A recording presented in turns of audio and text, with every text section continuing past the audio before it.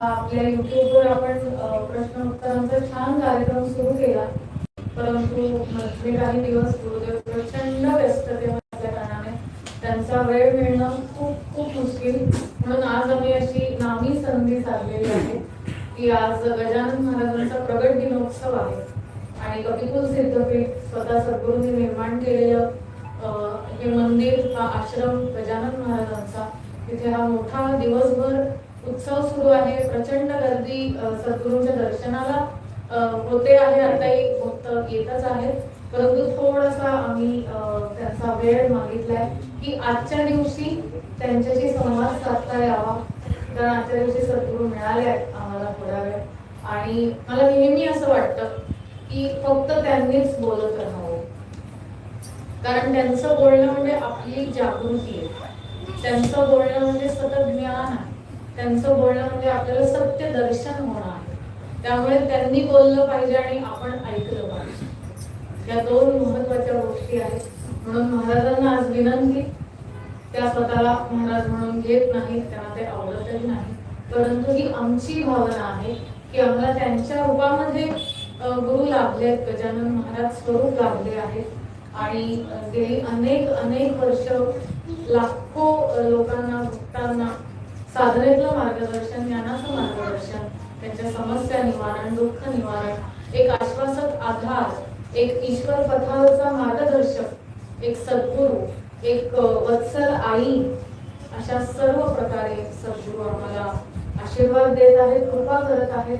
आणि म्हणूनच एवढी अलोट गर्दी त्यांच्या सतत दर्शनाला होते.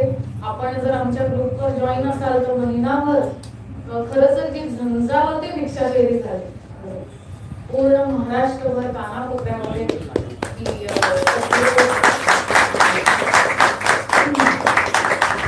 शब्द नाही आहेत माझ्याकडे आणि बोलून देखील मला येत आहे की अनवाणी आपल्या कल्याणासाठी आपली काहीही साधना नसताना केवळ आपल्यावर कृपा व्हावी, थोडे तरी ईश्वराचे दरवाजे, त्यांच्या कृपेचे दरवाजे आपल्यासाठी उघडावे म्हणून सद्गुरू चालत येतात. ते अखंड मौन असतात आणि त्यांच्या दर्शनासाठी, पूजेसाठी प्रचंड गोंधळ उडालेला असतो समोर, पण सद्गुरू अगदी स्तब्ध असतात. निजानंदी रंगलेला ऐसा योगी पाहिला, असं दर्शन भिक्षा फेरीच्या वेळेला आपल्याला होतं आणि आपण ती सुंदर संन्यासी जोडीमध्ये भिक्षा घालतो आणि त्याच भिक्षेचा प्रसाद आज दिवसभर आपल्याला मिळतो आहे. तर प्रथम सद्गुरूंना मी असं म्हणेन की अगदी थोडक्या ह्याच्यात भिक्षेचं महत्व, भिक्षा फेरीचं महत्व आम्हाला थोडंसं सांगावं विनंती करते. जय गजानन. भिक्षा ही परंपरा अनादी अनंत आहे. विश्व निर्माण झालेलं नव्हतं तेव्हापासून ही भिक्षा परंपरा आहे आणि ही भिक्षा जोपर्यंत पृथ्वीवरती ही परंपरा सुरू आहे, तिची जोपासना करणारे आहेत, तोपर्यंत पृथ्वीवरची समृद्धी, तिची शांतता, त्याच्यावरचं आरोग्य, त्याच्यावरचं ज्ञान, ज्ञानाचे इच्छुक हे कायम राहणार आहेत, वाढत राहणार आहेत, वृद्धिंगत होणार आहेत. भिक्षा ही घालणाऱ्याच्या कल्याणासाठी असते, कारण जो घालणार असतो त्याला काहीच कल्पना नसते की ही घालून काय मिळणार आहे. परंपरा आहे म्हणून भिक्षा घालत असतात, परंतु घातल्यानंतर आपल्या कुळाला, आपल्या पुढच्या पिढीला, आपल्या पूर्वजांना किंवा आपल्याला देखील त्याचा काय लाभ होणार आहे हे माहीत नसतं. म्हणून भिक्षा ही परंपरा काय आहे, तिच्याने काय लाभ होतात, काय आपल्याला ज्ञान मिळतं, पूर्वजांकडे हे घातलेलं अन्न कसं पोचतं, किंवा आज जे काही आपण भिक्षेचा प्रसाद इथे घेतो आहोत त्याचा कसा लाभ घ्यायचा आहे त्याचा अभ्यास करायला हवा. परंतु तरी देखील देणारा जेव्हा घालत असतो भिक्षा तेव्हा महाराज मात्र त्याचं कुळ, त्याचं गोत्र, त्याची येणारी पिढी, त्याचे पूर्वज हे सगळं बघत असतात आणि ज्याला ज्याला जे जे द्यायचं ते त्यावेळेला दिलं जात असतं. हे सगळं गुप्त असतं, रहस्य नाही, परंतु ते बघणारे ज्ञान कोणाजवळ नाही म्हणून हे मुक्त असतं.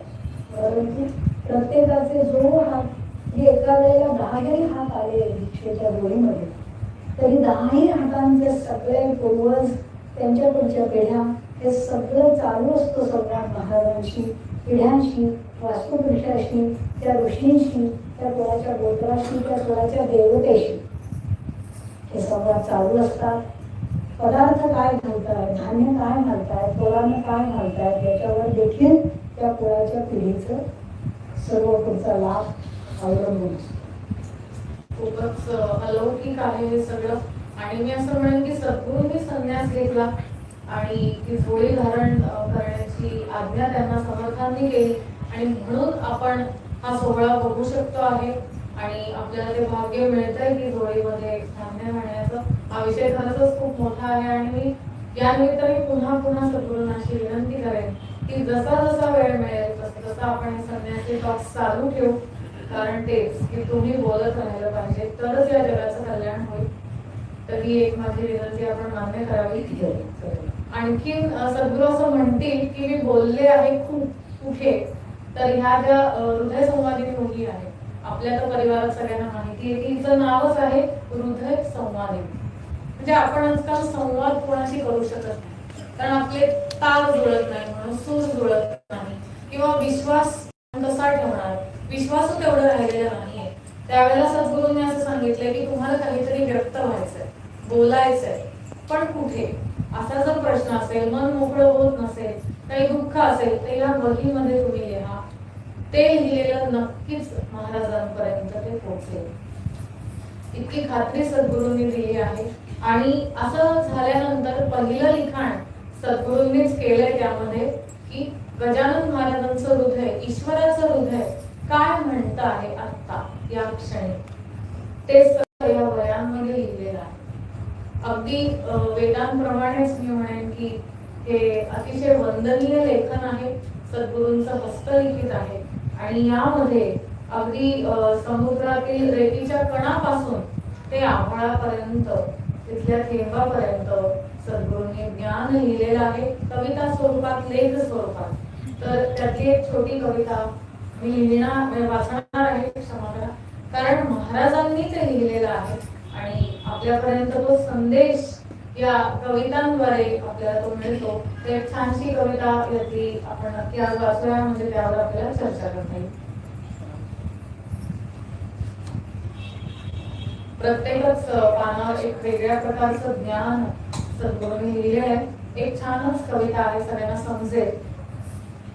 सगळ्यांनाच मधाजवळ राहायचंय, सगळ्यांनाच मधाजवळ राहायचंय, मधच हवंय सर्वांना, मधच हवंय साऱ्यातलं सर्वांना, पण त्यासाठी जे करावं लागणार आहे त्याची तयारी कुणाची. मधच हवंय साऱ्यातलं सर्वांना, पण त्यासाठी जे करावं लागणार आहे त्याची तयारी कुणाची. आयतं हवंय सर्वांना, आयतं हवंय सर्वांना, जरा विचारांना अनुभव, फुलपाखरांना, भुंग्यांना, मधमाशीला. जरा विचारांना अनुभव, फुलपाखरांना, भुंग्यांना, मधमाशीला. कसं करता मध गोळा. काय खरंच प्रश्न आहे ना, हा प्रश्न विचारायला हवाय. कसं करता मध गोळा, कसं करता मध गोळा, कसं शोधता मधाला, कसं जाणता सूक्ष्माला, कसं पाहता उमलताना. मधातला ईश्वर घेता की ईश्वरातला मध.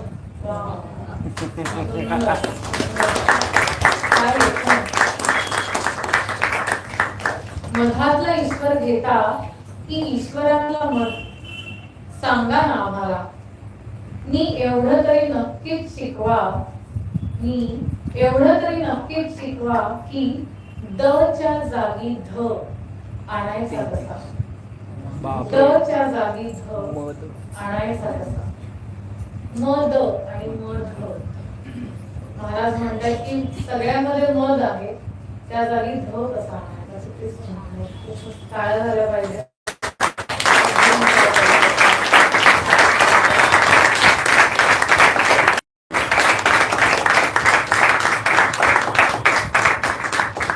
हे ज्ञान वाचायला मिळतंय, शहारे येतात. तर खूप सौभाग्य आहे आमचं की ईश्वर काय बोलतोय हे आम्हाला वाचता येते, ऐकता येते. आणि हेच खरं जगण्यातलं मर्म आहे की ज्ञान जाणणं.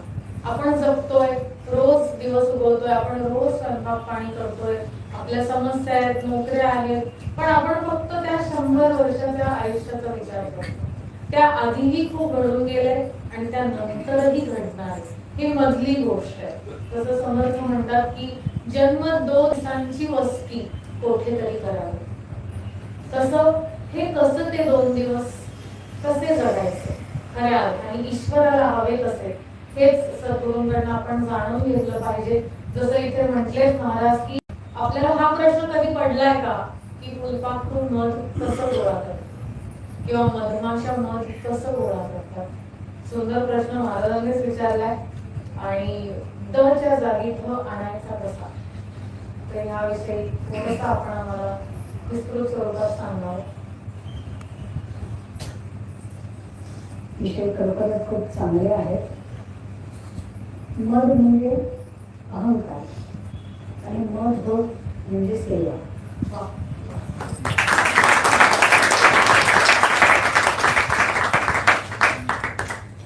सेवा ही मनासारखी आहे, ती संतोष मिळणारी आहे, ती पारदर्शक आहे, ती अवीट गोडीची पण आहे आणि ती अतिशय सुंदर आहे आणि ती अतिशय गुप्त आहे. ती प्रगट रूपाने नाही करता येत, तिला जाणावं. आपण असा जर विचार केला की आपल्याला मध कसं बनवतात हे शिकावं लागेल, पण मध कसं गोळा करायचं हे फुलपाखराला कोणी शिकवलं? कोणी शिकवलं? मधमाशीला कोणी शिकवलं? कसं शिकवलं? तिला कसं बनवलं? लहानपणी आपण सुद्धा मधासाठीच वेळ होतो सगळे वेळ. म्हणजे प्रत्येकाचं लहानपणी फुलपाखराच्या मागे पळण्यासाठी झालेलं आहे. त्या आठवणी आहेत की फुलपाखरू दिसलं की आपण त्याच्या मागे पळालेलो आहोत. पण लहान होतो ना म्हणून मधाचा शोध होता आणि मोठे झाल्यावर मधामध्ये राहायला लागलो म्हणून मधाचा शोध संपतो. म्हणून मध आणि मध एकच अक्षराचा फरक आहे, परंतु मध म्हणजे अहंकार आणि अहंकार म्हणजे आपल्यावरती एखादा पडदा असणं, झाकलेलं असणं. म्हणजे समोर ईश्वर साक्षात आहे, सृष्टीमध्ये आहे, दृष्टीमध्ये आहे, माणसांमध्ये आहे, समाजामध्ये आहे, वर्तनामध्ये आहे, सर्वांमध्ये आहे. परंतु आपल्याच डोळ्यांवर एक पडदा असल्यामुळे आपल्याला ती व्यक्ती दिसत नाही. आपण त्या व्यक्तीमध्ये चांगलं वाईट सारखं बघत नाही. आपल्याला जशी हवी तशी ती व्यक्ती आपण बनवायला जातो. ती जशी आहे तशी आपण स्वीकारायला जेव्हा लागू तेव्हा आपल्याला जाणण्याकडे जाता येईल, जाणतेपणाकडे पाऊल जाईल. जे जसं फुलपाखराला आपण काही बदलायला जातो का नाही, फुलपाखराला केशरी प्रकारचा आहोत असं काही आपण करायला जातो. ते जसं आहे तसंच आपण घेतो. म्हणून मध आणि मध त्यामुळे प्रत्येकामधली जी ओळी आहे, प्रत्येकामधली जी सुंदरता आहे, प्रत्येकामधला जो गुण आहे तो घ्यावा आणि त्या गुणांचं कौतुक करायला आपण सुरुवात करा. दोषाकडे आपल्या बघावं आणि दुसऱ्याच्या गुणांकडे बघावं. एवढं जरी आपल्याला जमेल म्हणजे दुसऱ्याचे गुण बघणं हा मध गोळा करणं. अगदी नाही, अगदी. आणि प्रत्येकामध्ये गुण आहेतच, अवगुण देखील आहे. असं नाही की सगळे गुणच आहेत, अवगुण पण आहे. परंतु ते जाणून ते दूर करून शांत होणं, चांगलं होणं, स्वच्छ होणं, विनोद होणं हे सुद्धा मध नष्ट करण्याचेच प्रयत्न आहे. म्हणून दोष आपण आपले बघायचे, दुसऱ्याच्या गुणांकडे बघून. पण तिथे मत्सर नाही करायचा. त्याला चांगलं गाता येतं, मला चांगलं गाता येत नाही, त्याला चांगलं नाचता येतं, मला असं नाही करायचं. दृष्टी नेहमी स्वच्छ हवी. फुलपाखरू जेव्हा फुलामधला मध गोळा करतो तेव्हा ते फुलाला कुठल्याही प्रकारे हलवत देखील नाही. त्या फुलाला जर शांत बसतं आणि त्यातलं मध काढतं. फुलपाखरांनी काढलेला मध माणसाला खायला मिळत नाही. ते लग्नाशी केलेलं प्रबोध मिळतं. परंतु मग ही आरोग्याच्या दृष्टीने गोष्ट वेगळी आहे, परंतु वर्तनाच्या दृष्टीने ही अत्यंत जाणतेपणाची गोष्ट आहे. म्हणून समर्थ आपल्याला सांगत असतात की जाणतेपणा, प्रत्येक गोष्टी जाणीव ठेवा. जसं आपल्या पाठीमागे आता सकाळीच आपण सगळेजण ते सगळं बघत होतो आणि पाठीमागे बरेच लोक होते. सगळेजण इकडे बघतात आणि पाठीमागेचे लोक इकडेच बघतात. मग शेवटी महाराज म्हणाले फिरा आणि त्यांना सांगा की इथे मंदिर आहे किंवा ती जाणीव. ज्याला जे सेवेवर उभं केलंय त्याची सेवा तीच पाहिजे. ज्याला ज्या गडावर उभं केलंय त्यांनी त्या गडाचंच रक्षण करायचं. त्यांनी दुसऱ्या गडावर काय चाललंय एवढं पाहिलं तर मग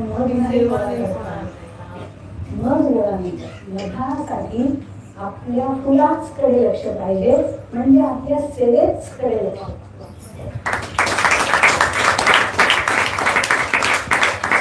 सुंदर अर्थ आपल्याला समजला की सेवा म्हणजे मत. आणि सद्गुरू आपल्याला अखंड सेवाच शिकवतात. स्वच्छतेपासून अन्न परब्रह्माची सेवा असेल, उत्सव करणं असेल, सजावट असेल, स्वागत असेल, प्रत्येक गोष्टीची ती सेवा कशी त्यामधनं तेच सद्गुरू शिकवतात. खूपच सुंदर अर्थ समजला. अजून पण आपल्याला पुढे जाता येईल, पण आपण सांगितले सगळ्यांनी प्रश्न काढून आणा. तर आपण इथे श्रोतृवर्गापैकी विचारूया की प्रश्न कोणाला विचारायचा असेल तर उभं राहून प्रश्न विचारा.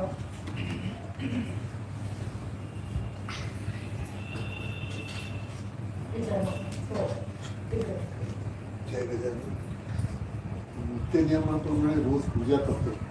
अध्यात्माकडे मन सुप्त आहे, पण अजून ज्योत प्रज्वलित होत नाही. यासाठी माझं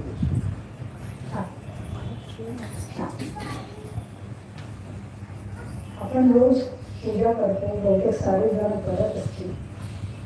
परंतु आपण पूजा करण्यामध्ये आपले वेगळ्या वेगळ्या प्रकारचे भाव पाहिजे. जसं कोणी पूजा करतो तर आपल्या घराची ती परंपरा आहे म्हणून काय, तसं आत्ताही आपण सेवा करतो म्हणजे काय, आपण सांगितलेलं करतो, जाणून करत नाही. म्हणून जिथे जाणीव असते, जिथे जाणतेपण असतं, त्या जाणतेपणामध्येच ती ज्योत दडलेली असते. की आपण जी पूजा करतो त्या पूजा करतो याचं देखील विस्मरण झालं पाहिजे. आपल्या लक्षात नाही आलं पाहिजे की आपण काय करतो. आंतरिक ज्योतीकडे जाण्याकरता आपल्याला बाहेर अंधार आहे हे कळलं पाहिजे.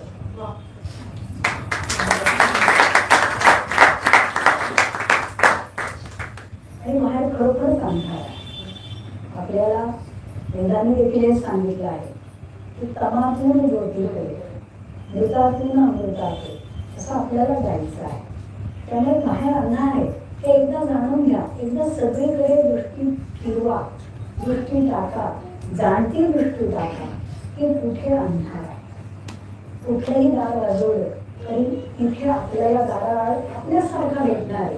जो संभ्रमात आहे, जो समस्येत आहे, तो थोडासा दुःखात आहे, ज्याला अजून बरंच काही मिळवायचं आहे. तुम्ही अशाच्या दारात उघडा की ज्याला काहीच मिळवायचं नाही आणि जो तुम्हाला देण्यासाठी तुमची वाट बघतो आहे, अशा दारात जा. देवाची द्वारी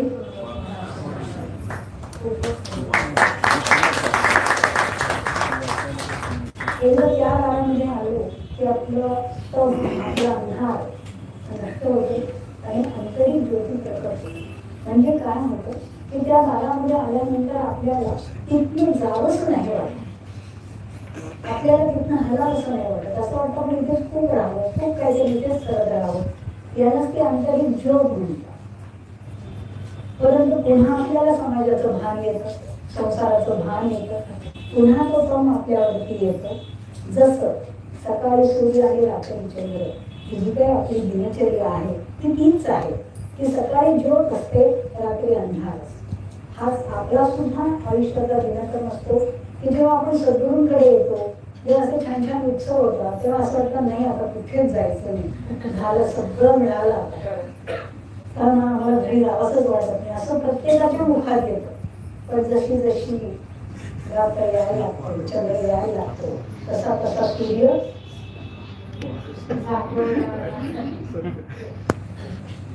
म्हणजे ज्योत लागण्याची वेळी आपल्याला ज्योत शांत करायची वेळ आहे.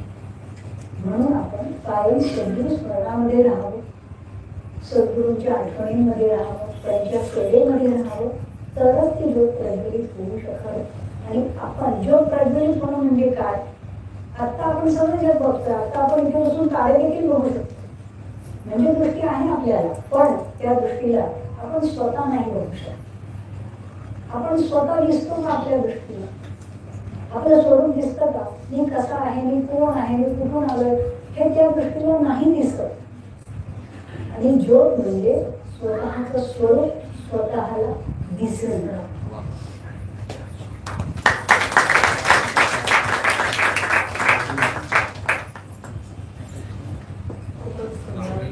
म्हणूनच मी म्हटलं ऐकत राहावं आणि आपण बोलत राहावं. मला असं वाटतं आपल्याला नक्कीच सुंदर असं मार्गदर्शन मिळालंच असेल. म्हणून मला नेहमी असं वाटतं की अध्यात्मामध्ये यायला, या मार्गामध्ये यायला, सेवा करायला एकतर सततचं गुरु सानिध्य आहे. मग आपण म्हणतो की त्या वातावरणात असलो की आपण बरोबर त्या पॉझिटिव्हिटीकडे, त्या आध्यात्मिक मार्गाकडे जातो. पण ह्या वातावरणातून बाहेर गेलो की माया पकडते आणि मग आपण सगळं छानसा इफेक्ट तो निघून जातो आणि आपण दूर होतो. त्यामुळे आपण एकच केलं पाहिजे की धडपडून ते सानिध्य घेतलं, त्यात राहिलं पाहिजे, तरच आपल्याला त्या मार्गावर आपली पावलं राहतील. आणि ह्याला मला असं वाटतं धाडस पाहिजे. अध्यात्मात यायला माणूस धाडसी पाहिजे. त्याला जर कुठल्या गोष्टीची भीती किंवा शंका असेल तर माणूस पूर्णतः अध्यात्मात नाही. याला प्रचंड धैर्य, प्रचंड धाडस लागतं, तरच तो ते ह्याच जन्मात मिळवू शकतो. लोक काय म्हणतील, जग काय म्हणेल, समाज काय म्हणेल, माझं काय होईल, ह्या प्रश्नांच्या पलीकडे जेव्हा माणूस पाऊल टाकू शकेल तेव्हा त्याच्यासाठी खूप सुंदर जग आधीच देवाने तयार ठेवलंय. पण तो भीतीने पाऊल टाकत नाही असं म्हणजे मला वाटतं. तर हे निर्भयता येण्यासाठी काय करायला पाहिजे?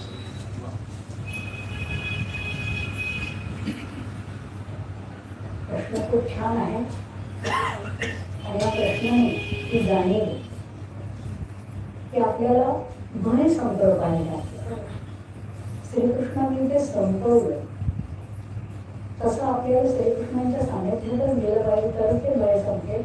म्हणून आपल्याला एक नामस्मरण लिहिलेलं असतं की जेणेकरून आपण त्याच्यामध्ये खोल उतरत जाऊ. काठावर बसून नदी बघणं, पोहायला शिकून नदी बघणं, अजून खोलात जाऊन नदी बघणं, आणि नदीत जाऊन नदी बघणं, आणि नदी होऊन नदी बघणं.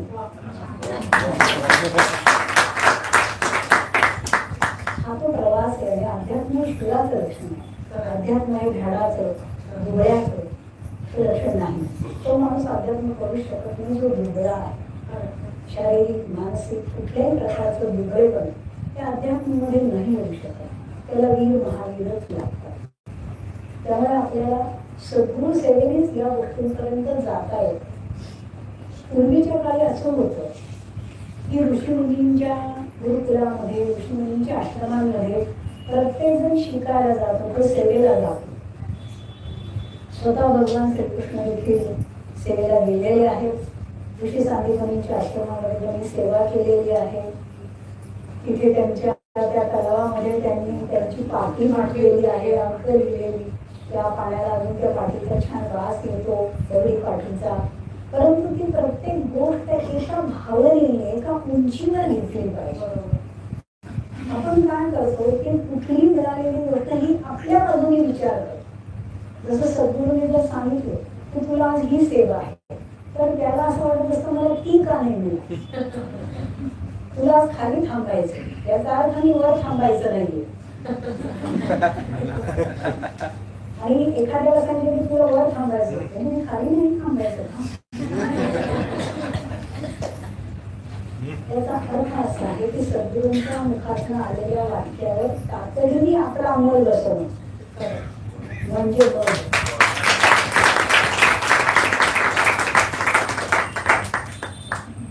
तुला खाली थांबायचंय याचा अर्थ खूप उंचीवर घ्यायला पाहिजे. हिमालयाच्या पायथ्याशी जर थांबायला सांगितलं आणि वाळवंटाच्या वाळवंटात जर नाचायला सांगितलं तर तिथे उंचीवर येणारे तिथे वारकरीच लागतात. त्यांना वाळवंटात देखील पण वाळवंट उंचीवर येते आणि आपल्याला मखमली गाडीचे देखील उंचीवर घेता येत.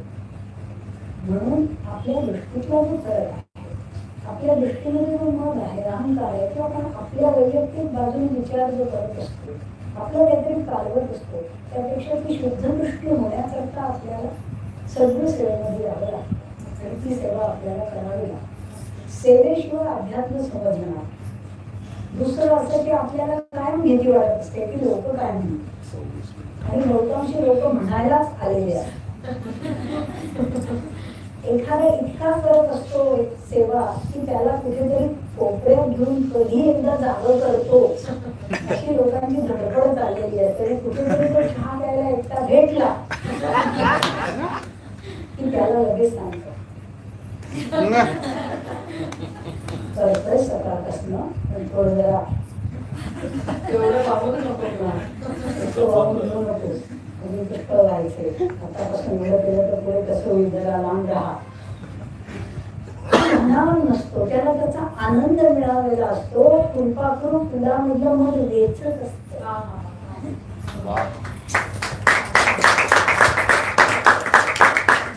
आणि त्याच वेळी झाडावरती कुऱ्हाड मारायला माणसं आणि फुलपाखराची आणि मधाची ताकद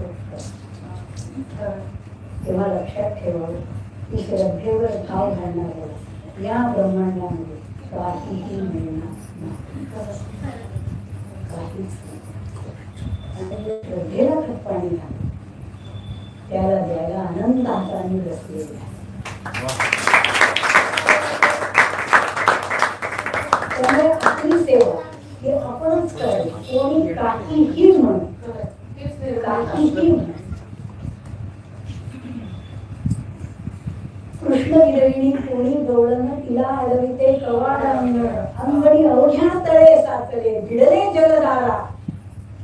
इतकी भयानक अवस्था आहे गवळणींची. घन घन माला नवी दाटल्या कोसळती धारा. अशा अवस्थेत देखील त्या कृष्णाला भेटायला जातात. आणि इथे रिक्षा मिळते, गाड्या मिळतात, बाकी अजून भाड्याने गाड्या मिळतात. आज नाही तर चालेल का? माझ्या ऐवजी दुसरं कोणी गेलं तर चालेल का? आज मला जमणारच नाही, आज पाहुण्यात आले, आज आम्हालाच येत नाही, आमचं डोकं विकत. या सगळ्या गोष्टींमध्ये ते वाट कोणाची बघताय ज्याच्या नावावर सेवा आहे आणि त्या वेळेला जर दुसरं कोणी आलं तर ते बघत नाही. कारण बोलवलं तुला आहे, तू आला नाहीस, आला नाही. सेवा इतकी साधी नाहीये. म्हणूनच सांगितलं की हे झाडाचं काम नाहीये, त्याला सामर्थ्य लागतं. एक एक दोरा द्या प्रत्येकाला, दोरा साधा धागा द्या प्रत्येकाला आणि तो धागा ना तोडून राहतो. असा नुसता तोडून नाही, त्याला गुंडाळावं लागतं, असं तोडावं लागतं. साधा पुढीचा दोरा तोडताना एवढी ताकद लागते तर संसाराचे मायामोहाचे पाश तोडताना काय ताकद लागते? तुमच्याकडे आहे का? तुमच्याकडे आहे ती ताकद? ती ज्याच्याकडे आहे त्याच्या चरणांशी नको नसतं घोडं, ही सेवा. आणि ती करता आली पाहिजे. तर निर्भय काय तर कशातच नाही. आणि ती निर्भयता इतकी सुंदर आहे, इतकी सुंदर आहे की त्या निर्भयतेचं दुसरं नाव प्रेम. मीराबाईने सगळं सोडून जो घुंगड घालण्याची त्यांची प्रथा होती तो सुद्धा त्यांनी जुगारला आणि त्या बाहेर पडली. पण त्यांनी श्रीकृष्णाला मिळवले, कशाचीच पावलं. मीराबाई खऱ्या वेळा मिळणार म्हणून ते वीरांगणा म्हणजे ते रक्त आपल्या सगळ्यांमध्ये आहे. परंतु परिस्थितीने नाही त्या गोष्टींनी आसपासच्या लोकांनी ते दाबून टाकले. त्यामुळे त्यातनं बाहेर येण्याकरता हे वातावरण आहे जे कपिकुलामध्ये मिळत असतं. किती वागतात सगळेजण सांगा. निर्भय असतात गुरुं जवळ. आज सकाळीच आपण एक सुंदर असं विराट रूप पाहिलं. अतिशय त्यातला मध कोणाला घेता आला माहित नाही, परंतु तो मध नुसता बरसत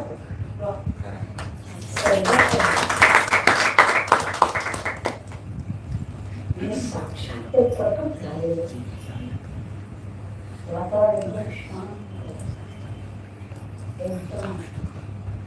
परंतु श्रीकृष्णाची जी गदा आहे ती त्यावेळेला हलवली. त्यांच्या हातात आली. त्या विराट रूपाला ते बघत जीवन होते तेव्हा गदा हलायची. इतकं विलक्षणाचं सकाळचं ते सगळं स्वरूप आहे. म्हणून आपल्याला ना फुलपाखरू होता आलं पाहिजे. फुलपाखरं कधी झुरडीने पडत नाही.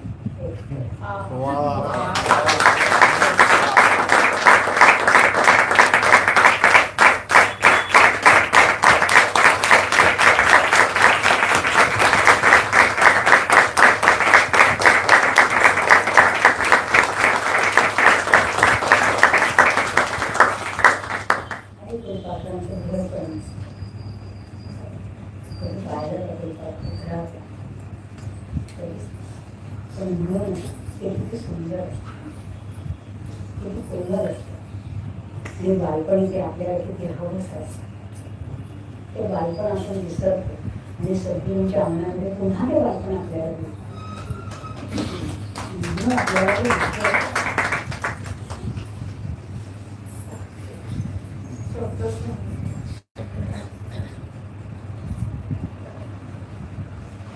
आज खरोखरच फार सुंदर असं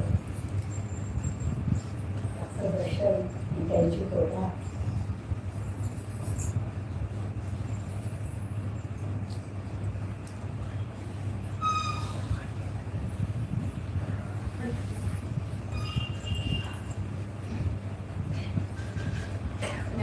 झाल्यानंतर हे आत्म्याचं दत्त म्हणून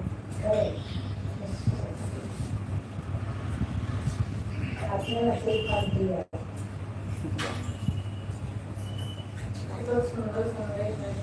आता फुलपाखरू बघितलं की म्हणजे तोच आदर्श ते एकटं असतं आणि तेच एकटं असतं म्हणून मध गोळा करू शकतो. नाहीतर बाकीचे त्याला मध घेण्यापासून अडवणारेच आहेत. त्यामुळे एकटं राहावं. जे महाराज नेहमी म्हणतात की एकटा जीव सदा शिव. एकटा असलं कीच तो सदा शिव असतो. हे वाक्य मला पर्सनली खूप आवडतं. आणि आपल्यासारखे सद्गुरू आम्हाला मिळाले याचं ईश्वराकडे किती किती म्हणून कृतज्ञ राहावं. माझ्याकडे शब्द नाही, पण प्लीज आपण खूप बोलत राहावं. तरच या जगाला या इतक्या सुंदर ज्ञानाची ओळख होईल. आणि इतक्या सहज शब्दामध्ये महाराज सांगतात की असं वाटतं की हे असंच राहावं, बाकी जग नको, हेच चालू राहावं. जसं महाराज परवा एका प्रवचनात म्हटले की जेव्हा तुम्ही स्वर्गात जाता त्यावेळेला तुम्हाला विचारलं जातं की तुम्हाला सत्संग सांगता येतो का. तुम्हाला तिथे इंग्लिश थोडं बोलायला लागतं, सॉरी, की कंपल्सरी फक्त सत्संगच बोलावा लागतो. इतर काहीच तुम्ही तिथे बोलू शकत नाही. पण त्यासाठी आपल्याला इथे किती श्रवण केलं पाहिजे तर आपण सांगू शकतो. तर आम्हाला इथेच आपल्यामुळे स्वर्ग मिळालाय, ते स्वर्ग सुख मिळालंय. जे जे सोहळे वैकुंठात होत असतील ते या पृथ्वी तलावर केवळ सद्गुरू वेणाभरती महाराज आणि कपिकुलमुळे आपल्या सगळ्यांना त्याचा आनंद होतो.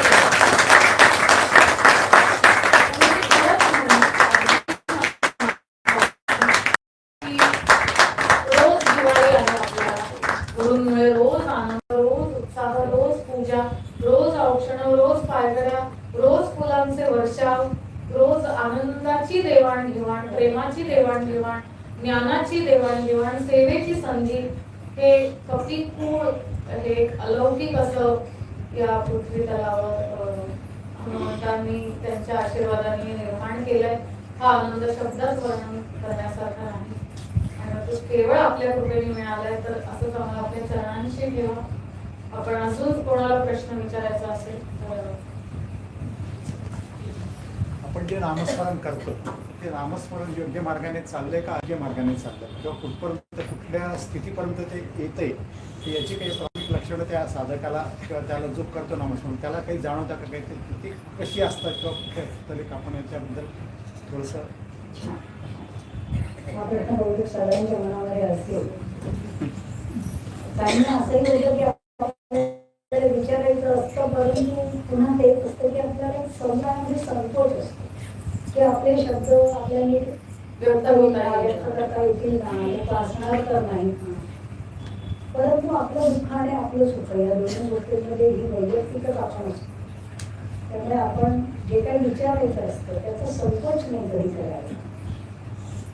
जसं नामस्मरण आहे जे आपण करत असतो, सद्गुरूंनी आपल्याला दिलेलं आहे, तेलापतीचं आपण नाम घेतो आहोत, ज्याची सांगताही आपल्याला आता अधिक मासामध्ये ज्येष्ठ येणार, ज्येष्ठामध्ये अधिक मास आहे तेव्हा आपल्याला करायची आहे सांगता. तर आपण तेव्हाही सांगितलं, तोपर्यंत सद्गुरू सांगत नाही तोपर्यंत आपण याची सांगता करत नाही.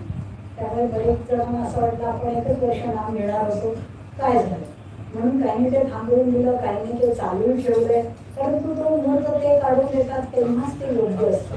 आपण त्याच्यामध्ये कुठल्याही प्रकारची ढवळाढवळ नसते करायची. तसं नाम घेतल्यानंतर नाम अयोग्य योग्य काही नसतं. नाम हे आहेच, नाम हेच सत्य आहे, नाम हेच प्रेम आहे, नाम हे ज्ञान आहे, जाणीव आहे. आणि ते योग्य म्हणजे योग्य अयोग्य हा भागच नाही. नाम हे सर्वश्रेष्ठ आहे.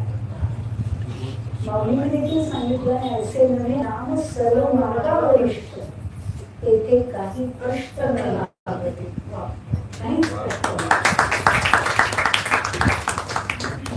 आणि नाम घेतल्यानंतर पहिलं लक्षण असं असतं, नाम घ्यायला सुरुवात केल्यानंतर पहिलं लक्षण असं असतं की आपण व्याकुळ होतो. आपल्याला व्याकुळ व्हायला आपल्याला सद्गुरूंची ओढ लागते की केव्हा तरी एकदा कळून आपण दिवसभरात त्यांना बघेल. हे नाम आपल्याला पुढे पुढे ढकलत असतं, त्याचं लक्ष असतं.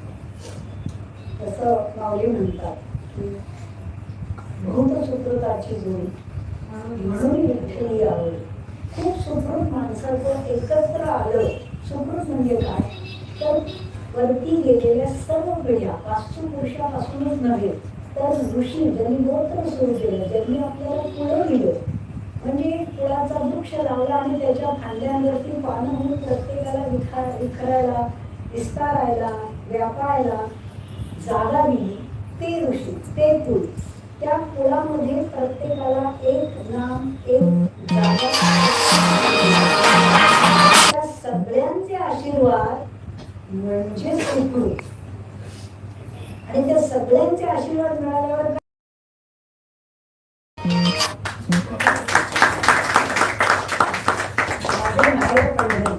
असं जेव्हा वाटायला लागतं तेव्हा जागृत झालं का बहुत सुकृत आपल्याला आपलं प्राप्त होतं. त्याची सुरुवात नामापासून. नाम हे खेचणं आहे, ओढणं आहे, स्मरण करणं आहे, बोलावणं आहे.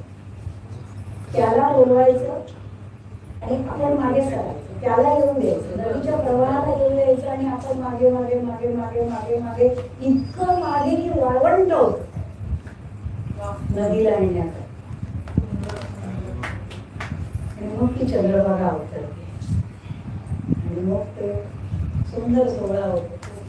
म्हणून नाम घेताना आपल्याला व्याख्यान पाहिजे येतं. जसं आपल्या सद्गुरू गजानन महाराजांच्या ग्रंथामध्ये आहे की बौद्धशालांनी जेव्हा महाराजांना पहिल्यांदा पाहिलं तेव्हा त्यांना आधी असं काही नाही वाटलं, पण जेव्हा महाराजांनी त्यांच्याकडे पाहिलं तेव्हा बंकटराव संपून गेले.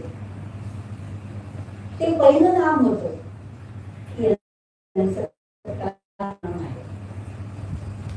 काय म्हणून आणि मग पहिली ओळख बंकटरावांची ते व्याकुळ झाले, ते तळायला लागले आणि प्रत्येकाला म्हणायला लागले तुम्ही तो योगी पाहिला का, तुम्ही ते पत्रावरची शीत व्यसनाने पाहिले काय, ते साधू आहे का संत आहेत काही माहिती नाही, तुम्ही ते पाहिले का, तुम्ही ते पाहिले का. त्यांनी पाहिलेले बाकी कोणीच नाही पाहिले. त्यामुळे बंकटरावांना त्यावेळी सगळ्यांनी वेळात काढले, परंतु त्यांच्या डोळ्यात ते ठसलेलं होतं ना, तर त्यांनाच ते शोधत होते. किती जास्त तिथे वधेपर्यंत अस्वस्थ न असणारी अस्वस्थता म्हणजे नाम घेणे.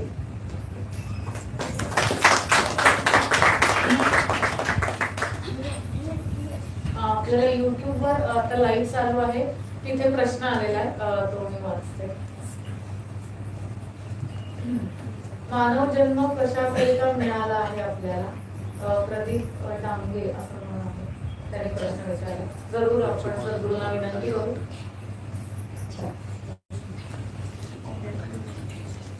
कृष्णांचं हे कृष्ण एक आभाळाचं नियोजन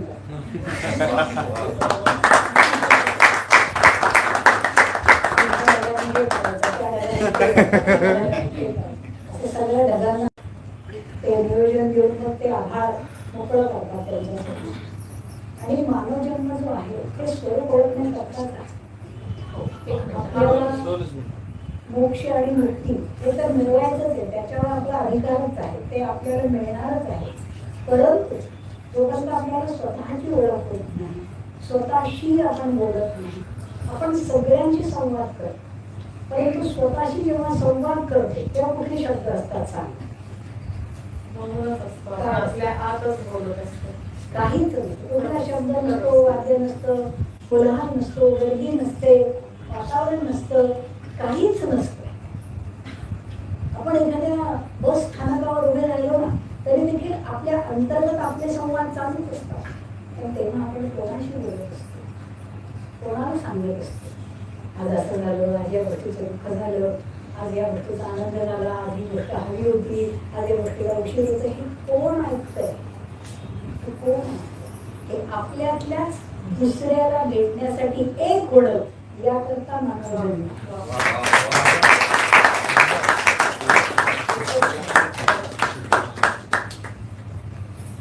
आणि तो सद्गुरू कृपेनेच एक होत आहे.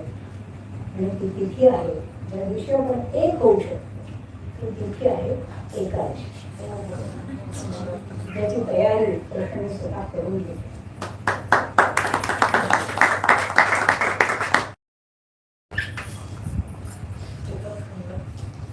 एक प्रश्न एक त्यांचा घेऊन जाऊ दे. आज आले लहान पोच ते भयवरून मी सकाळी पोत वाचत होते. 19व्या अध्यायापर्यंत मी पोथी वाचली. आत्ता आपण भयच्या याच्यावर हे सांगितलं. मला तिथून पुढं म्हणजे असा जीव घाबरत होता, पुढं वाचताच येईना. मग माझी मुलगी म्हणे स्टॉप कर, हे वाचते. मी म्हटलं नाथांची इच्छा असेल, गुरूंची इच्छा असेल, ते माझ्याकडनं पूर्ण करून घेतील आणि मी तो पूर्ण कर. मी आज आता सांगते तरी मला शाळा येतात. मला वाचताच येत नव्हतं आणि पुढं मला म्हटलं गजानना तुमचीच इच्छा, मी तुमचं पारायण करते, पूर्ण करायची कृपा तुम्हीच मला द्या. तर मग थोड्या वेळाने माझं मन शांत झालं आणि पुढं मी ते गजाननाच्या कृपेने अध्याय पूर्ण केले. हाच अनुभव मला सांग. जय गजानन.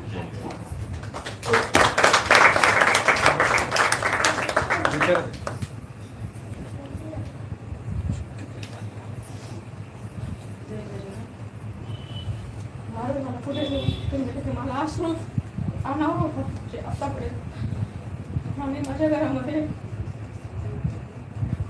आपल्याला गेटचं ते टाकले, तुम्ही आले तिथे आणि श्रावण महिना होता आणि रक्षाबंधन होतं त्या दिवशी आणि नागमणी अशी तिथे आले आणि सर्व लोकांना बघितले, बाकीचे गेले आणि मग बाहेर गेलो. आम्ही पूर्ण असं फणावर केला, त्यांचा नमस्कार वगैरे केला.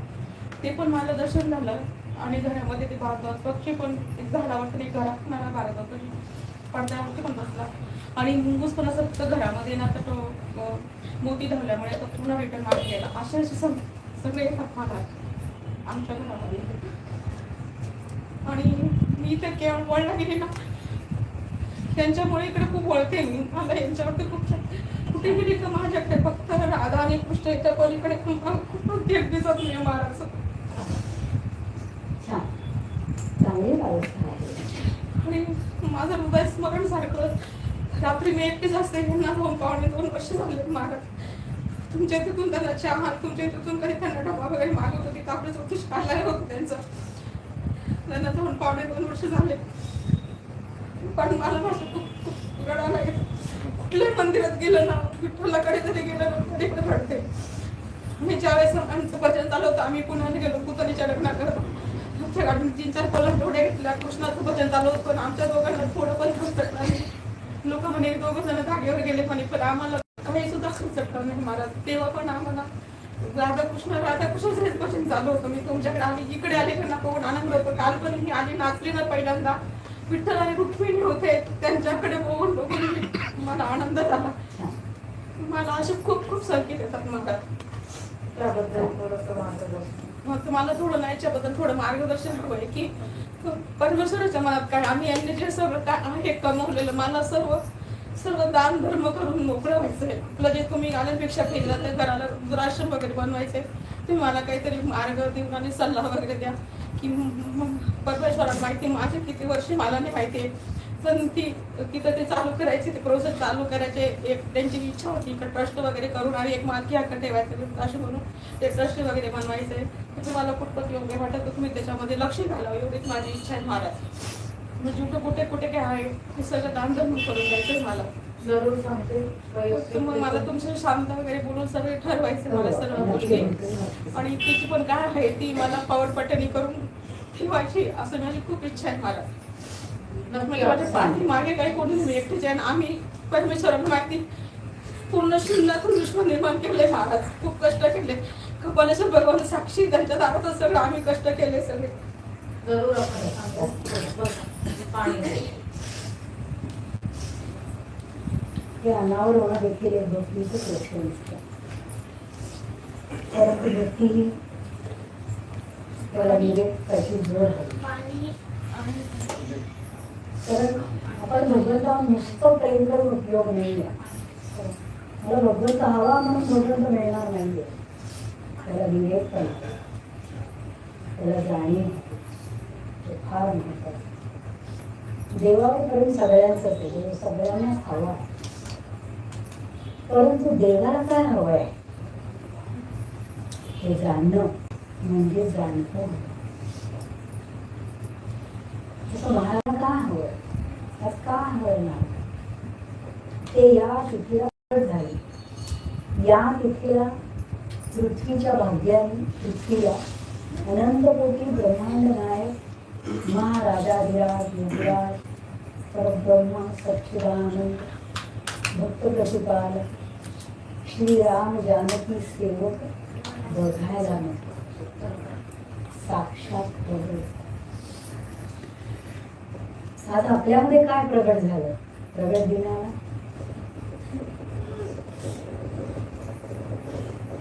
भूक प्रगट झाली,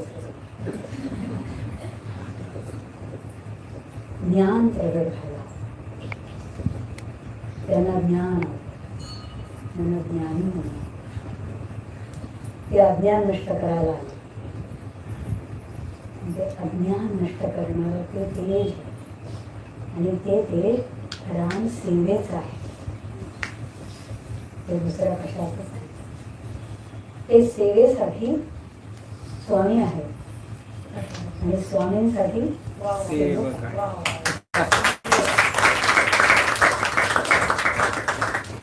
त्यांना एकट्यांनाच माहिती प्रभू रामचंद्रांना माता सीतांना काय हवं, पांडुरंगांना आणि रुक्मिणींना काय हवं. तसं आपल्याला आपल्या सद्गुरूंना काय हवंय हे जाणणं, ते ओळखणं, त्याचा अभ्यास करणं याला म्हणतात प्रगट दिन. आपल्याच प्रगट झालं. त्यांनी लीला दाखवली की प्रगट झाली. आजच्या दिवशी प्रसाद घेताना माझ्यामध्ये ज्ञान प्रगट होईल. माझ्या सद्गुरूंना मी ज्ञानी झालेला हवं असं कोणी भिक्षा घेताना, कोणी ते भोजन करताना म्हटलं घेतो प्रसाद घेतो लागतो. पण प्रगट दिन आज प्रगट होणार आहे, ते झाले म्हणजे त्यांनी दिलेलं सगळं होणार आहे. पण आपण त्या भानावर नाही. आणि भानावर असणं म्हणजे विवेक. तो त्यांचा अत्यंत लाडका आहे. विवेकी भक्त त्यांना खूप आवडतो, आणि ते होण्यासाठीच आपले सद्गुरू आपल्याकडनं सगळं करून घेत आहेत. जे आपण म्हणालो की कृष्णाने आम्हालाचं नियोजन करतात. या ढगाने इथं, त्या ढगाने तिथं, त्या ढगाने तिथं. उद्धव जर म्हणाला नाही मला इथंच, आज्ञा पालन करायची. आणि ते नियोजन लावून दिलेलं इतकं छान. सगळे काल म्हणाले ना, आजही म्हणाले की पालखी आपण काय केली त्यामुळे इतकं छान झालेलं. सगळ्यांना सगळ्या गोष्टी छान घेता आल्या, त्याच्यामध्ये उल्हास उत्साह त्यांना घेता आला. खूप छान झालं. कालचा आजचा सगळा सुदृढ कृपाच आहे ही, परंतु त्याच्या पाठीमागे नियोजन आहे आणि नियोजनाशिवाय या गोष्टी होऊ शकते नाही. आणि नियोजन म्हणजे त्यांना काय हवं ते. तेच महत्वाचं. ते अत्यंत महत्वाचं. त्याचा लाभच आपण घेतो आहोत, त्याचा आनंद आपण घेतो आहोत. तर अशी गोष्ट कुठे मिळत नाही. यांचं संकेत काही माझ्या लक्षात नाही आलं नाहीये. तो वैयक्तिक आपण भेटला. बोलू, नक्की बोलू. आता हे हा प्रश्न तो जाहीर वैयक्तिक कार्यक्रम आहे. आहे. वैयक्तिक भेटेल. आणि त्यांना काय हवंय असं ते सद्गुरू सांगतात की ईश्वराला काय हवंय, तर मला असं वाटतं हा जो आता संवाद सुरू आहे हाच ईश्वराला प्रिय आहे. कारण प्रश्न आहेत पण ते उत्तर देणारा मिळणं आणि योग्य उत्तर देणारा मिळणं हेच मला असं वाटतं की सौभाग्याचं लक्षण आहे. आणि म्हणून आपण पुन्हा पुन्हा मी हेच म्हणेन की असे कार्यक्रम सतत होत राहत. प्रश्न उत्तर चर्चा, जसं ठाण्यामध्ये सुद्धा आता सगळ्यांनी असं ठरवलंय की एकेकाच्या घरी प्रश्न उत्तरांची आणि अशी चर्चेचा कार्यक्रम ठेवायचा.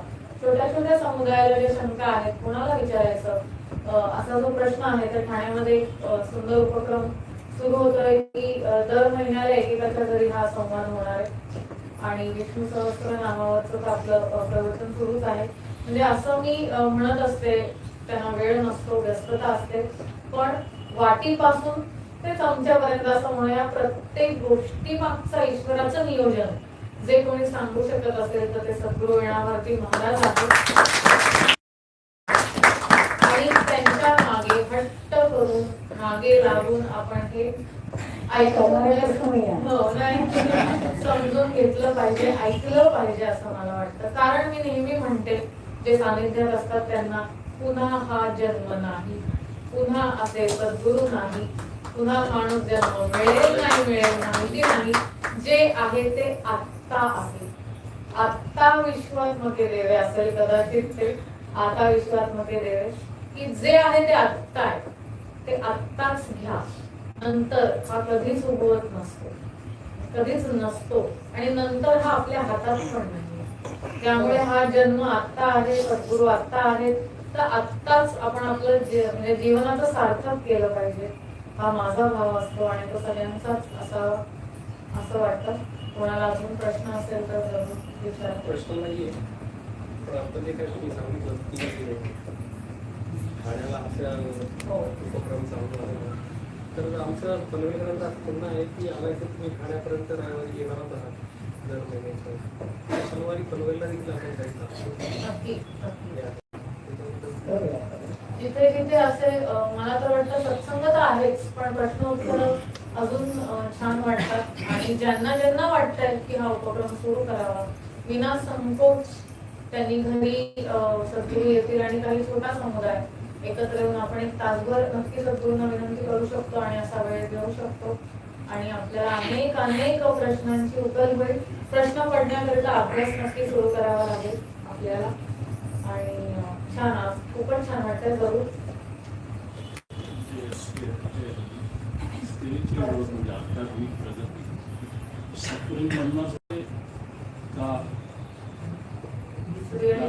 आनंदाने त्या गोष्टी करता येतात किंवा आपण सगळेजण करतात. बहुत कष्ट आहे. माणूस स्पिरिच्युअल केव्हा होतो म्हणजे माझा पर्सन आहे माहिती राह की खूप अप्रोच होतो मग त्याची ग्रोथ जी आहे ती सफरिंग मधूनच होते. हा माझा प्रश्न आहे. आणि हे सेल्फ रिअलायझेशन आहे का, म्हणजे ही ग्रोथ जी आहे ती स्वतःची ओळख देते का. स्वतःची ओळखपेक्षा सेल्फ रिअलायझेशन मराठीत शब्द माहिती नव्हतं, पण दॅट इज द थिंग. म्हणजे सेल्फ रिअलायझेशन म्हणजे तुम्हाला कळलं पाहिजे. लोक होतात स्पिरिच्युअल होतात, देवाचं नाव घेतात, सद्गुरूंचं नाव करतात, सेवा करतात, सेवा करतात, पण वागायचं तसंच वागतात. बरोबर आहे. चेंज काहीच नसतं. म्हणजे डाऊनस्टेअर गेल्यानंतर ते आहे सगळ्या गोष्टी घडत असतात. त्या 2-3 गोष्टी आहेत. म्हणजे हे जी सफरिंग आहे हे गरज आहे का स्पिरिच्युअल ग्रोथसाठी, ते ती त्यातूनच निर्माण होते का. आणि किंवा त्याला दुसरं आहे की त्याला काय जॉयस गोष्टी आहेत की त्यातून सुद्धा आपल्याला करता येईल किंवा त्या स्पिरिच्युअल ग्रोथनी आपण आनंदी कुठे पोहोचतो का, त्या स्टेजला जातो. कारण आज माझा स्वतःचा अनुभव म्हटला तर मी अजिबात या गोष्टीत नव्हतं. 3 वर्ष 4 वर्ष या गोष्टी नव्हतं पेक्षा राहतात माझी बायकोच कुठे न्यायची मी जायचं बाकी काय मला म्हणजे तसा विश्वास नव्हता की बाबा अशा गोष्टी घडू शकतात किंवा काय. इलॉबरेट करून सांगितलं. म्हणजे असं नेहमीच वाटतं की लोक येतात बघा कुठचाही जो सेल्फ कंटेंट माणूस आहे किंवा सोशली स्ट्रॉंग आहे किंवा काय त्याचे असतील पर्सनल काही गोष्टी पण मला दिसत नाही. मला कुठेच दिसत नाही ती माणसं की ते फार येतील ते मी बरोबर येतील तुमचा नमस्कार करतील जातील ते परत ते कुठे काय घरी करतात असंही नाही किंवा काय नाही. ते are living very good life म्हणजे जसं तसं आहे. त्याचं काय आपण ते का असं लागतात मी का असं नाही म्हणणं करत पण ती ग्रोथसाठी ही कंडिशन आहे. हा पण ती खरंच गुड आहे. हा नाही ग्रोथची कंडिशन आहे का म्हणजे एक जनरल मी गोष्टी आता ह्यातले समजा जर 50 असतील तर 49 लोक त्रासातले दुःखातले किंवा त्यातले ते बसलेले आहेत तुमचं ऐकताय तुम्ही सांगितलेलं करतायत त्यांनाही कुठेतरी सुखापर्यंत पोहोचायचं किंवा त्यांचे त्रास कमी व्हावे तर सुद्धा वाटतंय यासाठी हा रस्ता त्यांनी केलेला आहे. ॲज अ म्हणजे ह्या सगळ्या गोष्टी अलिप्त होऊन माणूस स्पिरिच्युअल होऊ शकतो का हे माझं छान प्रश्न आपण विनंती करूया. प्रश्न खरोखरच चांगला आहे की माणूस दुःखामधूनच ईश्वराकडे पोचतो तर त्यांचं म्हणणं आहे. परंतु दुःखामधून ईश्वराकडे पोचणं याचंच खरं तर दुःख आहे. कारण ईश्वर हा एक सच्चिदानंद मार्ग आहे, आनंद मार्ग आहे, एक शांत समाधानाचा मार्ग आहे. पण माणूस हा कर्माने बांधलेला प्राणी आहे. त्याने अनंत अशी कर्म केलेली आहे की ती खेळत खेळत त्या गाठी सोडवत सोडवत सोडवत सोडवत नानाविध अनुभव घेत ते दुःखाचे येते. असे अनुभव घेत म्हणजे आपला पदर जर टाक्यामध्ये अडकला तर आपण पुढे जरी पण पदर फुलात नाही अडकत. काट्याच्या पुढे फुले पण तो काट्यात अडकतो आणि मागे गळावा लागतो तो सोडवावा लागतो.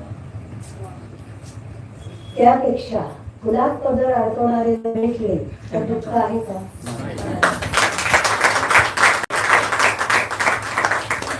खुशीला सद्गुरूची गाठ हे सुद्धा एक दुःखच आहे. सद्गुरू मिळाले त्याला आधी आपले आई वडील जाणते पाहिजे आणि त्यांनी जन्मल्यावर सद्गुरूंच्या चरणांवर सोपवलं मग हा आयुष्याचा मार्ग दुःखात नाही. कदाचित तो आनंदीच आहे. नुसता आनंदी नाही सच्चित आनंद असा हा मार्ग आहे. म्हणून महाराज म्हणतात की अज्ञान असल्यामुळे आपल्याला माहित नाहीये का बरं डोळ्यात पाणी येतं हे आपल्याला माहित नाही.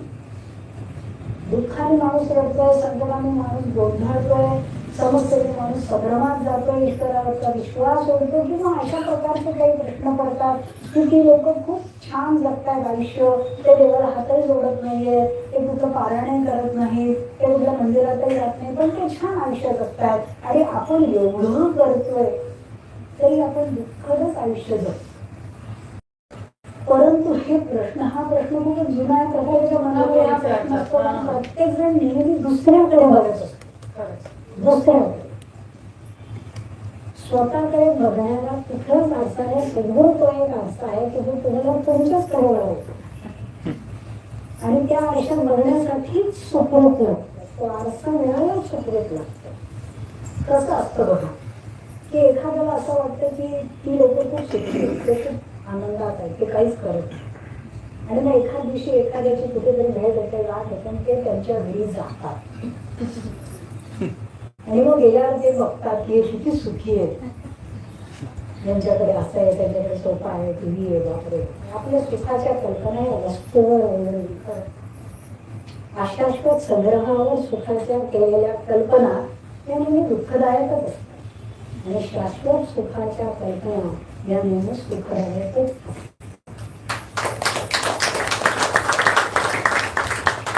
परंतु तिथे गेलो, तिथे बघितलं आणि सांगितलं, विचारलं, छान आहे तुमचं, खरंच तुम्ही काय करता देवाचं? नाही आम्ही काही नाही करत. मग आपल्याला अजून वाटतं अरे आपण पण सोडून गेलो म्हणजे आपण पण ते चांगलं चाललंय तुमचं.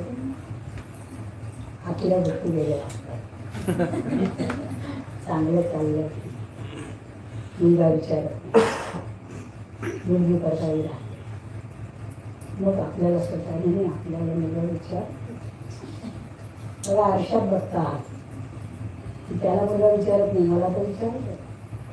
त्याची मुलगी त्याच्याजवळ राहत नाही, माझी माझ्याच जवळ. मग तिथे दुसऱ्याकडे दुसऱ्याच्या आनंदाकडे गेल्यावर कळायला लागतं आपण आनंदी आहोत. कारण आपल्याला त्याच्या आनंदाचा भास आहे आणि त्या भासावर गेल्यावर आपल्याला त्या आनंदाचे सत्य कळतं. म्हणून असं कधीच नाही म्हणायचं की तो श्रीमंत आहे म्हणजे तो सुख आणि गरीब आहे म्हणजे दुःख असं मुळीच नाही. प्रत्येकाला सद्गुरूंनी एकाच अवस्थेत ठेवलंय. 28 अनुभव समचरणांवरती स्वतः भगवान पांडुरंग आणि भगवती रुक्मिणी समचरणांवर उभे आहेत. तर परिस्थिती विषम असेल का कोणाची फक्त कर्म असतं माणसाचं. तो विषय खूप मोठा आहे, खूप गहन पण आहे तो विषय. परंतु कर्म असतं माणसाचं आणि त्या कर्मामध्ये देखील कर्म जरी समुद्रा एवढं कर्म जरी नदी उसळून बुडवायला आलं तरी हात धरणारे सद्गुरू गजानन महाराज हे प्रत्येकाला.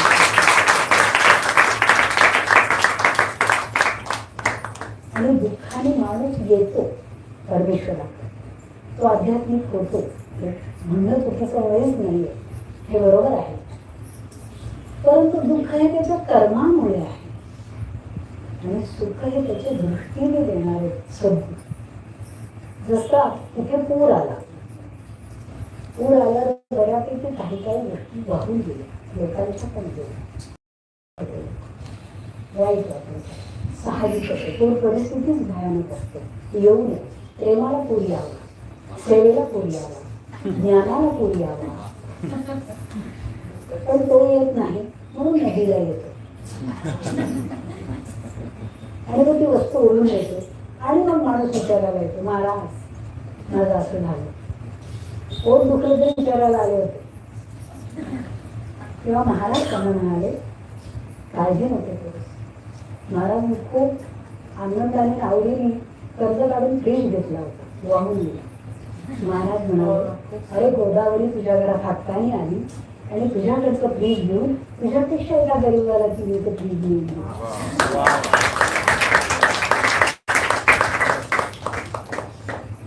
गोदावरीने तिला हक्काचं घर समजलं. वाईट आहे का? तेव्हा त्याला असं वाटलं अजून गोदावरीने यावं. दृष्टिकोन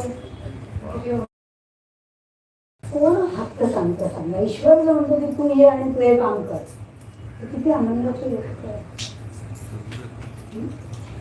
एखाद्या वैद्याने म्हणून तू ये या तपासण्या करून घे, काय दृष्टिकोन आहे. सुख आणि दुःख, जन्म आणि मृत्यू ह्या एक भासमय गोष्टी आहेत. जोपर्यंत आपण खऱ्या सत्याकडे म्हणजे आपण सद्गुरूंकडे येत नाही तोपर्यंत या गोष्टी आपल्याला सत्य वाटतात. पण महाराज आपली ही गोष्टी बदलवतात, आपल्याला खऱ्या आनंदाकडे येतात, शाश्वत आनंदाकडे. जेव्हा एखाद्या ठिकाणी आपण जातो, एखादे हिमालयातले कोणीतरी साधू तुम्हाला भेटले, आता कुंभमेळा एखादे साधू भेटतील आणि विचारते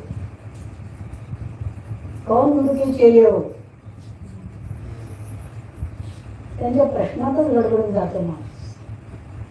तेव्हा गुरूंचं स्मरण पटकन नाही असं होतं. त्यांचा आवाज करणं वेगळा असतो. कौन गुरु के चेले हो.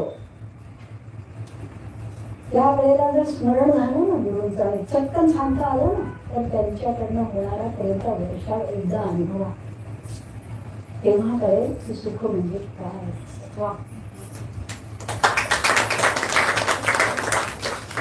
खूप सुंदर असतं. प्रश्न खरंच छान आहे. प्रत्येकाच्या मनातला तो प्रश्न होता आणि तो विचारायचाही होता. आणि त्यामध्ये असंही म्हणता येईल की कुंतीने म्हणूनच दुःख मागितलं. कारण सुख आल्यावर माणूस परमेश्वराला विसरतो. जसा सद्गुरूंसोबत राहताना अनुभव येतो की समस्या आली की माणूस त्या क्षणाला फोन करून त्या क्षणाला सद्गुरूंशी त्याला बोलायचं असतं. सद्गुरू कुठे आहेत, किती व्यस्त आहेत, त्याच्याशी त्याला काहीच म्हणजे नसते, कारण साहजिक आहे तो पोळलेला असतो. आणि त्यावेळेला जर आपण सांगितलं की त्या व्यस्त येते, थोड्या वेळाने फोन करा, तरी श्रद्धा ढळू शकते, राग येऊ शकतो गुरूंबद्दल की मी एवढं केली सेवा तरी माझा फोन नाही. कॉमन मनामध्ये येतं काय ते सांगते. त्यावेळेला असं असतं की नाही, गुरूंनी मला वेळच दिला पाहिजे, माझी समस्या सोडवलीच पाहिजे. परंतु जेव्हा समस्या सुटते आणि सगळं नीट होतं, त्यावेळेला गुरूंकडे परत येणारे लोक फार कमी असतात. आणि हे माझं वैयक्तिक दुःख आहे. ईश्वराला पण आपण विसरतो, ते लगेच आपलं काम करतात. असं होतच नाही की समस्या गुरुचरणी आली आणि सुटली नाही, परंतु त्यानंतर आपलं काय कर्तव्य आहे हे मात्र आपण विसरतो. आणि मग जेव्हा सेवेला बोलवल्यावर टाळाटाळ कारण सांगणं, तिथे क्षमा नाही, तिथे क्षमा होऊच शकत नाही. कारण ते तुमच्याकडे 24 तास उभे, तुम्ही हाक मारल्याच्या आधी ते आहेत, पण त्यांनी हाक मारल्यावर जर आपण नसू तर मोठं कठीण आहे. त्यामुळे कुंतींनी दुःख मागितलं की तुम्हाला दुःखातच ठेव, तर मी तुला सतत स्मरत राहील, मला सुख देऊ नको, कारण त्या मायेत अडकून मी तुला विसरेन. छान. त्यामुळे मी तर असं म्हणेन की सफरिंगमुळे येस 70% असं आपण म्हणूया, 70-30 केलं तर सफरिंगमुळे माणूस जर लवकर ईश्वराकडे येत असेल तर दॅट सफरिंग इज गुड. आणि जसं गुरु म्हणल्या की वादळावरच जर स्वार झालो तर दुसऱ्या वाहनाची आवश्यकता नाही. ते मला इतकं आवडतं की आपण म्हणतो की माझ्या आयुष्यात सारखी वादळ आहेत, तर महाराज म्हणतात त्याचा जो स्पीड फास्ट आहे त्याच्यावर स्वार व्हा आणि पोचा. दुसरं वाहन कशाला शोधता, हा अँगल आत्ताही काटा आणणारा आहे तो, की ते वादळच तुम्हाला सहाय्य करेल आणि लवकर त्या ईश्वराकडे नेईल. तर दुःख असायला हवं तर मला वाटतं. उलट सुखी माणूस he is in a risk आणि दुःख झोन, की ऍटलिस्ट तिथे आशा आहे की तो ईश्वराकडे वळेल. दुःखी पण सुखी का डेंजर झोन मध्ये आहे की तो डुंबला त्या मायेमध्ये. त्याला तो सुख समजतोय पण ती माया आहे आणि ती ईश्वरापासून दूर नेणारा सुख सुख कसं म्हणता येईल, पण ते समजत नाही. हाच तो मध आणि मध, की ईश्वर मध आहे पण मटेरियलिस्टिक आपण म्हणूया, की त्याला ते सगळे आवडी आहेत आणि त्याच्यात तो इतकं त्याला आपण सुख समजतोय, कारण ती व्याख्या चुकून झाली असं आपण म्हणूया. तर मला असं वाटतं की दुःखच चांगलं की जे ईश्वराकडे आपल्याला लवकर घेऊन जातं. पण दुःख संपल्यावर ईश्वराला विसरता उपयोगी नाही. जर विसरलो तर ते परत येतं. तेच तर कर्म आहे. हा, एक अनुभव देऊन नाही, मग नाही शिकलात ना मग दुसरं दुःख, नाही शिकलात ना मग तिसरं. एखादच शिकलात तर पुढे ते येणार नाही. सो ते रिपीट का होतं, माणूस पुन्हा पुन्हा जन्म का घेतो, किंवा एका जन्मातच त्याला एवढे ऑब्स्टॅकल्स का येतात, तर तो एकात नाही शिकला, एका तिकडे नाही वळला मधाकडे, म्हणून त्याला पुन्हा पुन्हा दुःखाला सामोरं जावं लागतं. तर ती जाग दुःख सांगतं आणि दुःखाचं खरं तर आपण आभार मानले पाहिजेत असं मला वाटतं. दुसराही याच्यामध्ये असा एक भाग असतो की मराठीमध्ये असं म्हटलं जातं की जात्यामध्ये जाणे रडती सुपातले हसते. म्हणजे जे जात्यामध्ये आहेत त्यांना सुपातले हसतायत, आता ते किसले जात आहेत ना, आणि जात्यातल्यांना सुपातल्यांकडे बघून असं वाटतं की अरे अरे ते किती हसतायत, मी का रडतोय. हा कायम भाव या जगामध्ये राहणार आहे का, तर जग अज्ञानी आहे म्हणून, त्याला कर्माचं ज्ञान नाही म्हणून. कर्माचं ज्ञान जर सद्गुरूंनी दिलं ना तर फक्त आनंदच आहे, दुःख नाही. म्हणून जात्यातले रडतायत आणि सुपातले हसतायत, तर काही वेळाने ते जात्यात हे घटिका यंत्र माऊली म्हणतात, हे फिरणारे उपजे ते नाशे नाशले पुनरती दिसे, हे घटिका पैसे परिभ्रमेल का, असं हे जग फिरतंय. आणि जेव्हा तुम्ही किसून तुमचं पीठ होईल तेव्हा ती जोगवा मागायला येईल.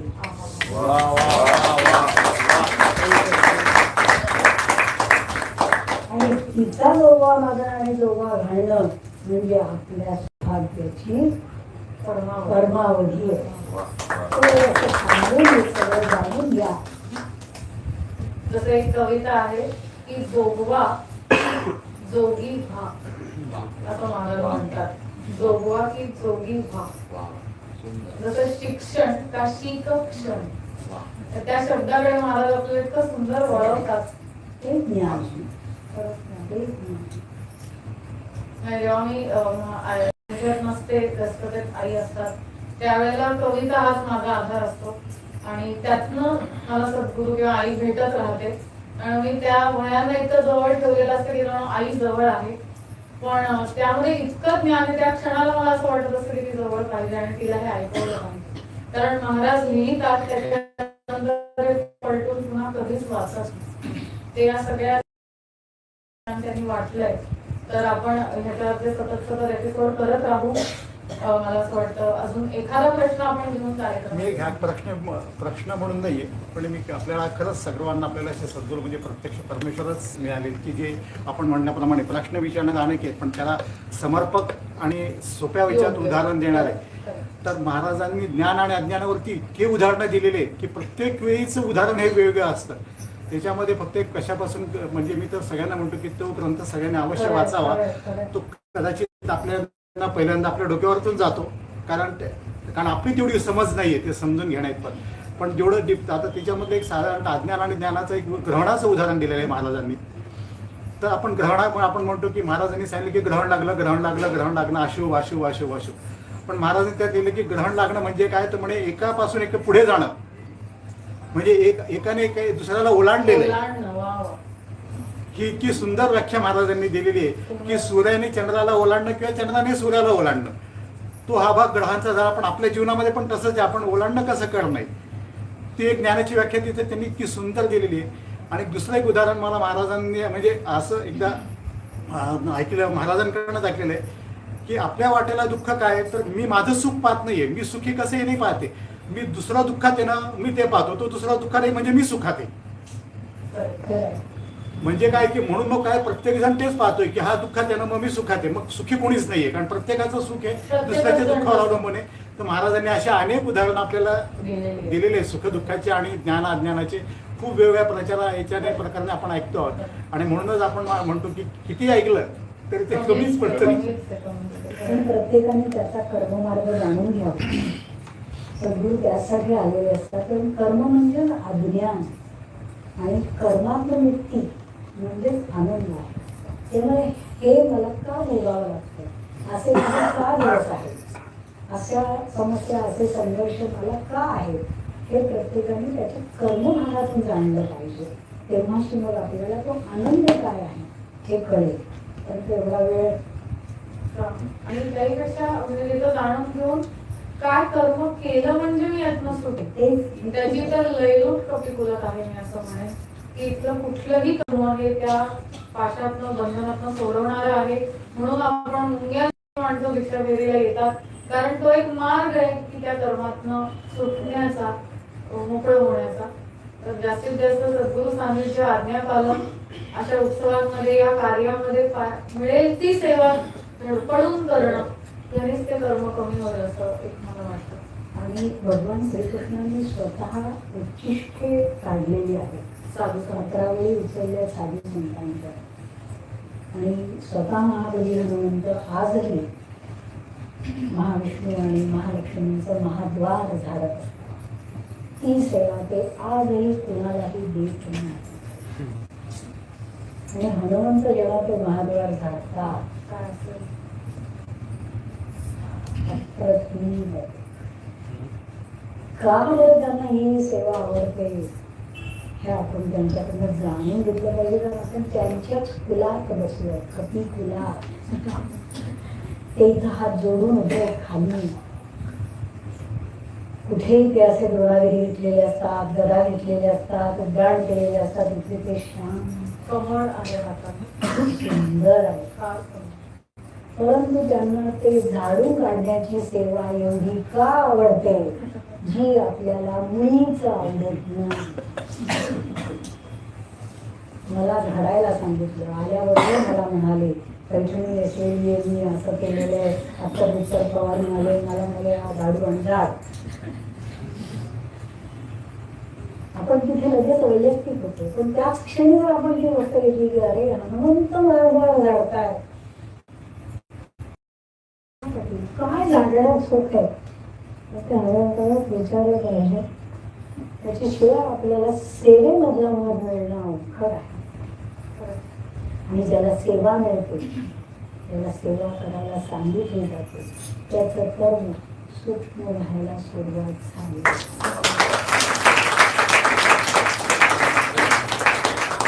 नाही तर समोर आला तरी दिसत नाही माणूस, आणि मग ते येऊन आम्हाला काही सेवा दिली असं ते. त्यामुळे जो सेवेसाठी दिसायला लागतो त्याने समजायचं करायला लागलं.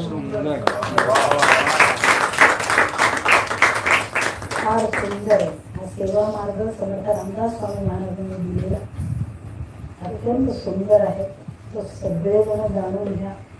फक्त आनंद, फक्त आरोग्य, फक्त ऐश्वर, बाकी काहीच नाही दुसरं. एकदा ते सत्य.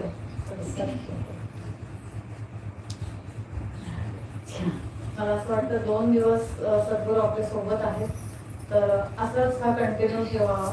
उद्याचा आणि परवाचा जो आहे आपण दासबोध थोडं वाचून प्रश्न उत्तरच घ्यावी, त्या संबंधातले म्हणा किंवा मनातले प्रश्न. तर आपली आज्ञा असेल तर आपण असाच कार्यक्रम 2 दिवस कंटिन्यू करूया. सगळ्यांना काय वाटतं? खूप सुंदर, खूप सुंदर. ऐकतच राहावं.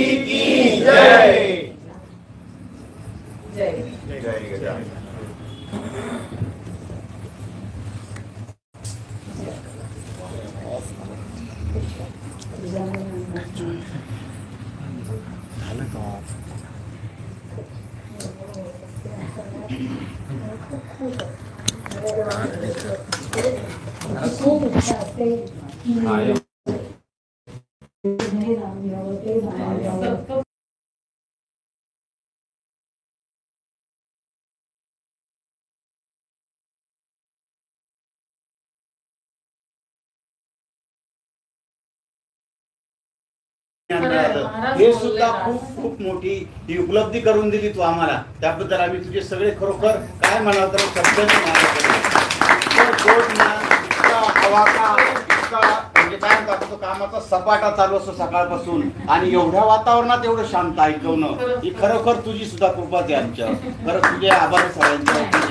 आणि सद्गुरूंचे काय प्रश्न ते आई आणि वडील सर्व तेच आहे आमचे, बाकी कोणीच नाही या जगात. खरं सांग सत्य ते प्रेम फार वेगळे. मी काय म्हणत असते की कुरुक्षेत्रात श्रीकृष्ण साक्षात होते, पण ते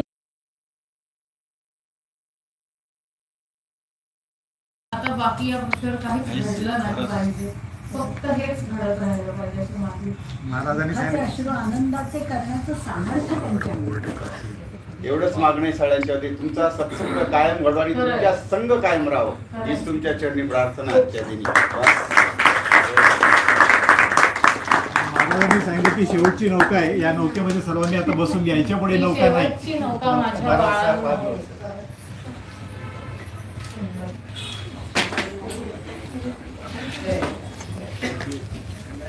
अवकाश आहे सगळ्यांनी सगळं रेकॉर्डिंग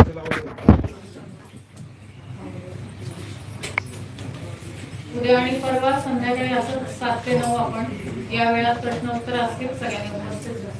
आणि प्रश्न काढू नका.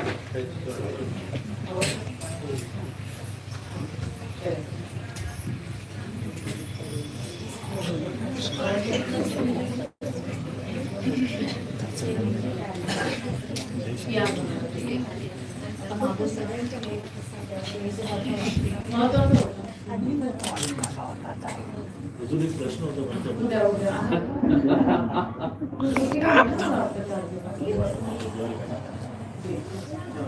त्या दिवशी पण आय थिंक सकाळी आपण हेच करू. इथे 2-3 तसे होते. आता झालं. अभ्यास करत नाही.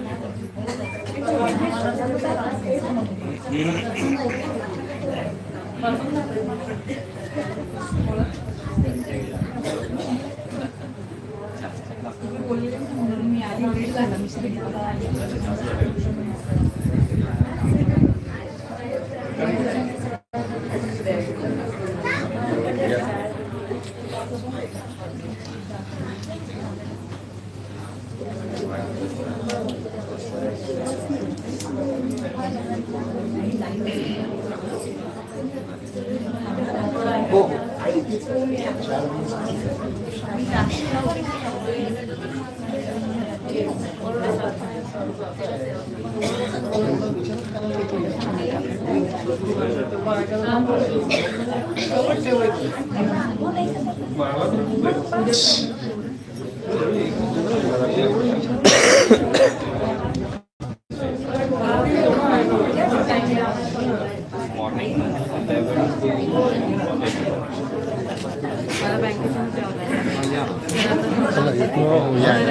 सोडायचं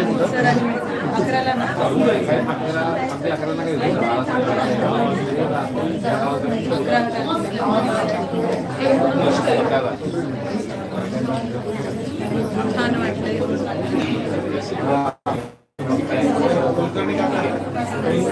पाणी पिऊ दे.